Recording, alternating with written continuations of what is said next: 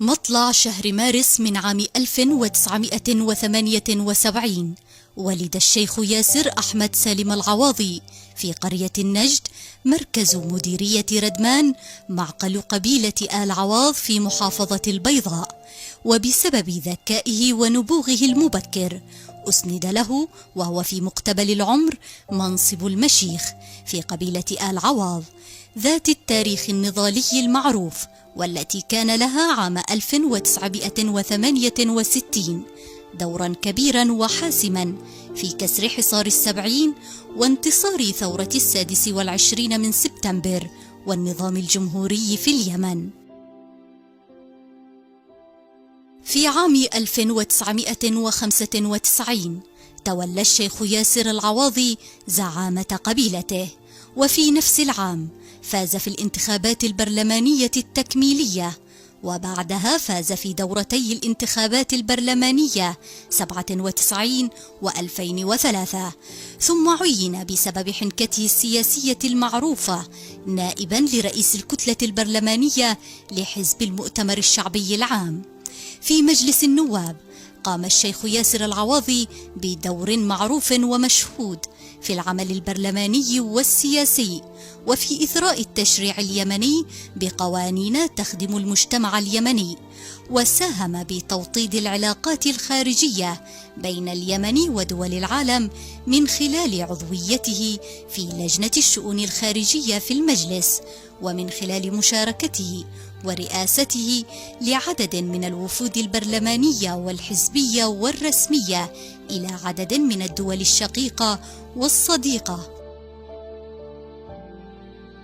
تدرج الشيخ ياسر العواضي في مناصب كثيرة، كان آخرها عضو اللجنة العامة والأمين العام المساعد لحزب المؤتمر الشعبي العام، وقد عرضت عليه مقاعد وزارة في عدة حكومات وتجنبها حفاظا على سمعته أمام الشعب. كان الشيخ ياسر العواضي واسع الاطلاع، واستند على قاعدة ثقافية متينة وذكاء اجتماعي عالي مكنه من إقامة علاقات إنسانية طيبة مع قطاعات سياسية وثقافية متعددة داخل المجتمع.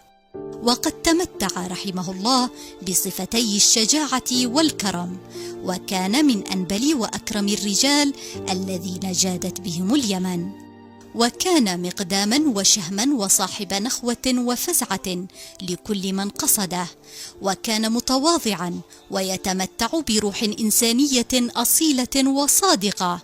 وإلى جانب هذه السمات والسجايا كان رحمه الله أديبا وشاعرا متمكنا، وله قصائد وزوامل شعرية معروفة ومنتشرة.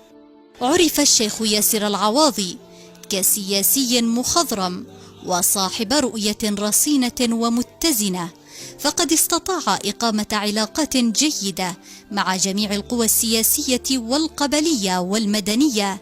لهذا مثل رحيله المبكر في العاصمة المصرية القاهرة يوم 15 من نوفمبر 2021 صدمة للجميع، إذ كان من الشخصيات الوطنية التي يعول عليها للعب دور رئيسي في إنقاذ اليمن.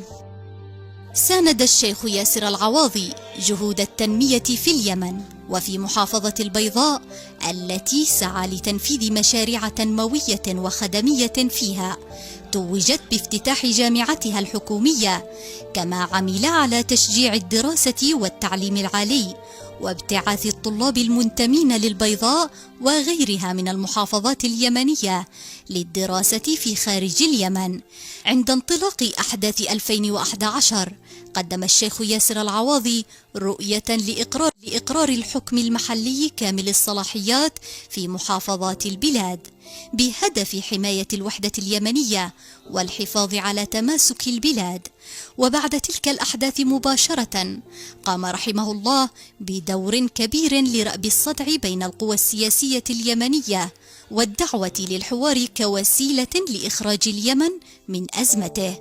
حصل الشيخ ياسر على دبلوم عالي بعد الجامعة في العلاقات الدولية، وفي بداية حياته السياسية رأس فرع المؤتمر الشعبي العام في مديرية ردمان آل عواض، وعمل عضوا في اللجنة الدائمة، ثم رئيسا لدائرة المنظمات الجماهيرية في الأمانة العامة للمؤتمر، ثم رئيسا للدائرة الفنية في الأمانة العامة للمؤتمر.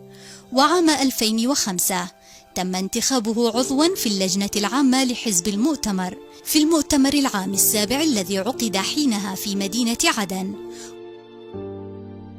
شارك في مؤتمر الحوار الوطني، وكان رحمه الله أحد الذين أصيبوا في حادث تفجير جامع دار الرئاسة الذي استهدف رئيس الجمهورية الأسبق الزعيم علي عبد الله صالح رئيس المؤتمر الشعبي العام في أول جمعة من رجب الموافق 3 يونيو 2011.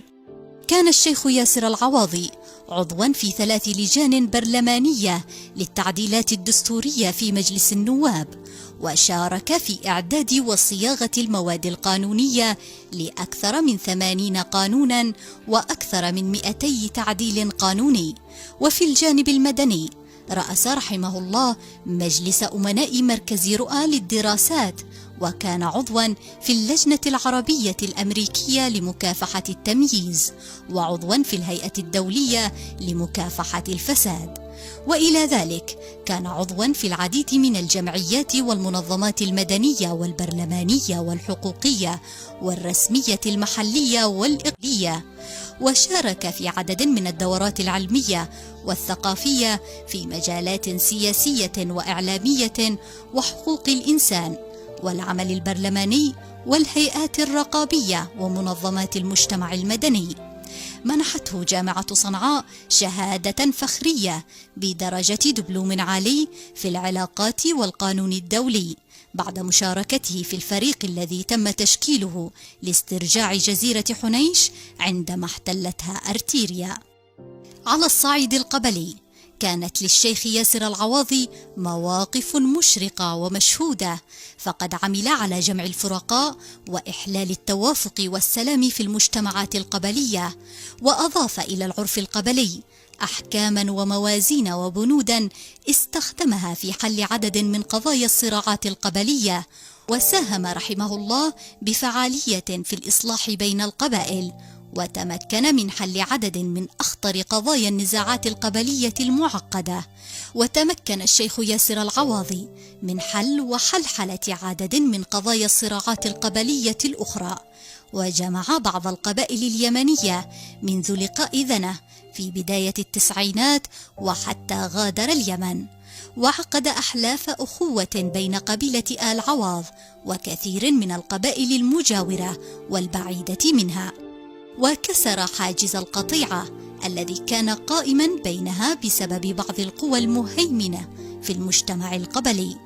الشيخ ياسر أحمد العواضي انتقل إلى الرفيق الأعلى، وهو متزوج ولديه 5 أولاد وبنتان، وأكبر أولاده الشيخ رامي الذي خلفه في زعامة قبيلة آل عواض.